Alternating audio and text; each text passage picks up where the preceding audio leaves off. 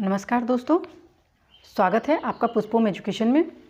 दोस्तों, हम हिंदी साहित्य के इतिहास को देख रहे थे और हिंदी साहित्य के इतिहास में हम अब तक हिंदी साहित्य इतिहास लेखन की परंपरा और काल विभाजन को पढ़ चुके हैं। अब आगे की कक्षा में मैंने बताया था पिछली कक्षा में कि अब आदिकाल शुरू होगा, तो आज से हमारा आदिकाल शुरू हो रहा है। हिंदी साहित्य के आदिकाल को हम पढ़ेंगे, यानी कि जो भी वर्गीकरण किया गया है, 4 कालखंडों में पूरे हिंदी साहित्य के इतिहास को बांटा गया है। तो उस पूरे हिंदी साहित्य के इतिहास के चारों कालखंडों को हम एक एक करके पूरा अच्छे से और गहन अध्ययन करेंगे। इतना डीप अध्ययन करेंगे कि चाहे कहीं से भी आपको परीक्षा में प्रश्न पूछें, चाहे कितना भी कठिन प्रश्न पूछ ले या कितना भी सरल प्रश्न पूछ ले, आपसे कोई पॉइंट छूटेगा नहीं और आपकी तैयारी बहुत अच्छी होगी और आप अपने परीक्षा में जो प्रश्न आ रहे हैं उन प्रश्नों के सही उत्तर कर पाएंगे।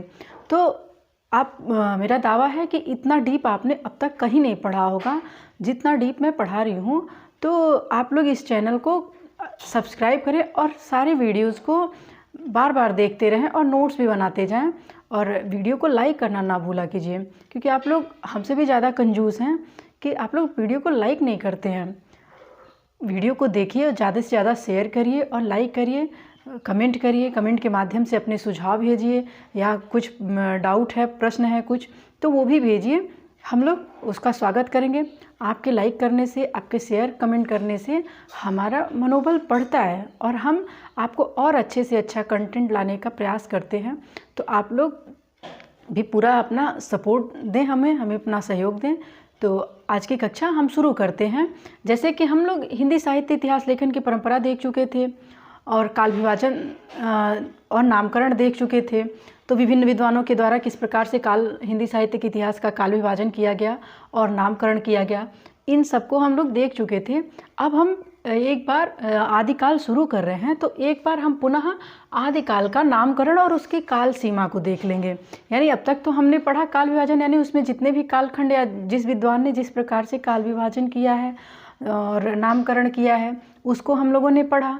आज हम क्या पढ़ेंगे कि किन विद्वानों ने, यानी कि जो आदिकाल है उस आदिकाल का की समय सीमा क्या है और कब से कब तक है। विभिन्न विद्वानों ने अलग अलग मत दिया है उसके विषय में।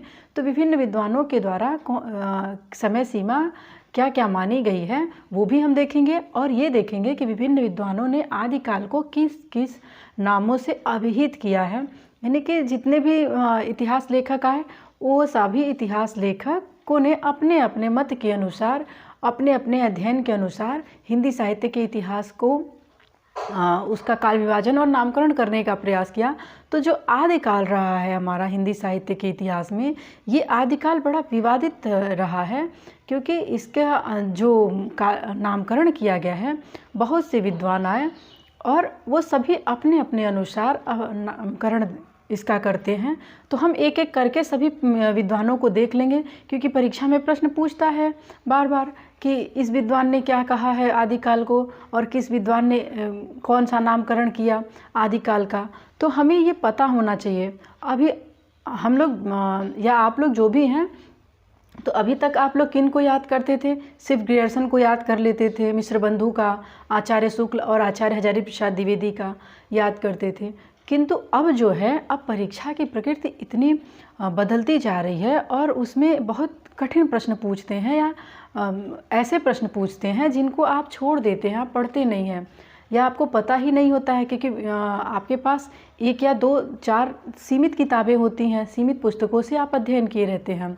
लेकिन वह प्रश्न जो करते हैं विभिन्न साहित्यकारों को, वो लोग विद्वान लोग प्रश्न पत्र जो बनाते हैं बहुत विद्वान होते हैं और विभिन्न साहित्यकारों की पुस्तकों का अध्ययन किए रहते हैं। तो उसके अनुसार वो कुछ भी उठा लेते हैं, उनके मन में जो आया, जो आप छोड़ते हैं उसी को वो प्रश्न में उठा लेते हैं। तो हम ऐसा ना हो कि किसी विद्वान के द्वारा आपको आदिकाल का नामकरण क्या किया गया है, क्या कहा गया है, आदिकाल को कौन सा नाम दिया गया है, ये आपको ना पता हो, ऐसा ना हो। इसलिए हम इस वीडियो में या हम इस क्लास में सभी विद्वानों को इकट्ठा कर दिए हैं। सभी विद्वानों को इकट्ठा करके हम लोग देख रहे हैं कि किस विद्वान ने क्या कहा है। आप लोग नोट्स बना लेंगे जिससे आपको रिवीजन करने में बड़ी आसानी होगी।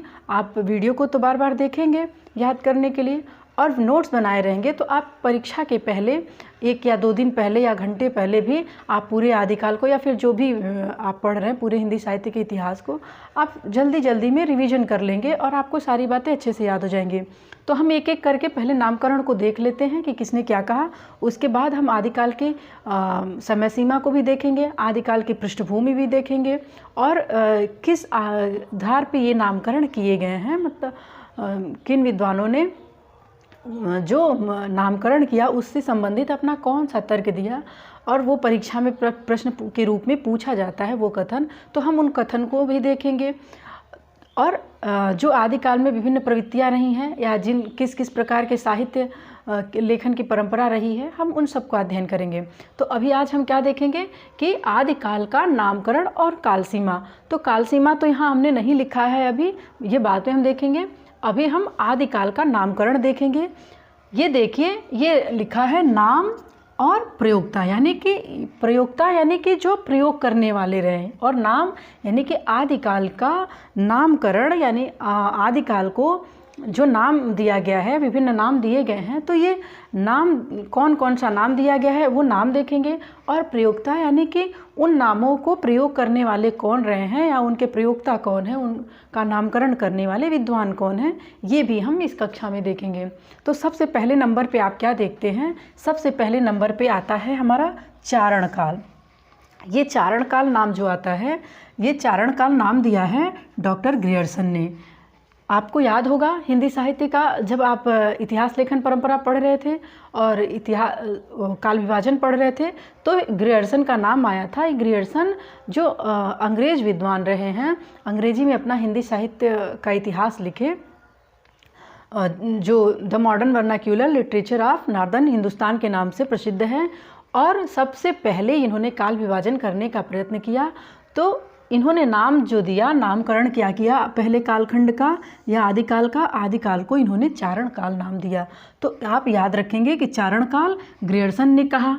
पुनः आरंभिक काल, ये आरंभिक काल नामकरण किसने किया, जो विद्वान हमारे दूसरी बार यानी कि ग्रियर्सन के बाद जो सबसे हिंदी में जो इतिहास ग्रंथ लिखते हैं और हिंदी में इतिहास ग्रंथ लिखने वाले और नामकरण और काल विभाजन करने वाले प्रथम विद्वान मिश्र बंधुओं के द्वारा ये नामकरण किया गया आदिकाल का आरंभिक काल। मिश्र बंधुओं में आपको बताया गया है श्याम बिहारी, गणेश बिहारी और सुखदेव बिहारी आते हैं। तो ये बिहार के मिश्र बंधु जो रहे हैं, इन्होंने क्या नाम दिया आदिकाल को, आरंभिक काल। ये आप अच्छे से याद करेंगे। फिर तीसरे नंबर पे आता है वीर गाथा काल। वीर गाथा काल आचार्य रामचंद्र शुक्ल के द्वारा ये नाम दिया गया। तो आप इसको भी याद रखेंगे कि आचार्य शुक्ल ने क्या कहा, वीर गाथा काल। सामान्यतः तो आप लोग यही 2-3 नामकरण याद रखते हैं, किंतु परीक्षा में जो नए नए विद्वान हैं या जिनको आप नहीं जानते हैं, जिनके इतिहास ग्रंथों को आपने नहीं पढ़ा है, उनका भी पूछता है। तो आप देखेंगे चौथे नंबर पे आदिकाल नामकरण किया गया है, यानी आदिकाल को ये सर्वप्रसिद्ध नामकरण है। क्योंकि हम आदिकाल जब भी काल विभाजन पढ़ते हैं या जब भी हिंदी साहित्य का इतिहास पढ़ते हैं तो क्रम से क्या पढ़ते हैं, आदिकाल, भक्तिकाल, रीतिकाल और आधुनिक काल। तो ये आदिकाल जो नामकरण किया, ये किसने किया, ये डॉक्टर भी कहते हैं इनको, और आचार्य हजारी प्रसाद द्विवेदी ने। आचार्य हजारी प्रसाद द्विवेदी ने क्या नाम दिया, आदिकाल को आदिकाल दिया, और ये सर्वथा उपयुक्त मानते हैं। फिर 5वें नंबर पे आता है संधिकाल या चारण काल। संधिकाल यानी कि आदिकाल का दोहरा नामकरण किया था किसने, डॉक्टर रामकुमार वर्मा ने। ये बहुत ही मोस्ट इम्पॉर्टेंट प्रश्न है कि संधिकाल और चारण काल यानी कि 700 से लेकर के 1050 तक की ईस्वी को उन्होंने संधिकाल कहा था, और 1050 से लेकर के 1375 तक की कालखंड को या समय सीमा को इन्होंने चारण काल नाम दिया था। तो ये भी याद रखेंगे कि संधिकाल और चारण काल डॉक्टर रामकुमार वर्मा ने नाम दिया। फिर आता है 6ठे नंबर पे सिद्ध सामंत काल। सिद्ध सामंत काल नामकरण राहुल सांकृत्यायन जी के द्वारा किया गया।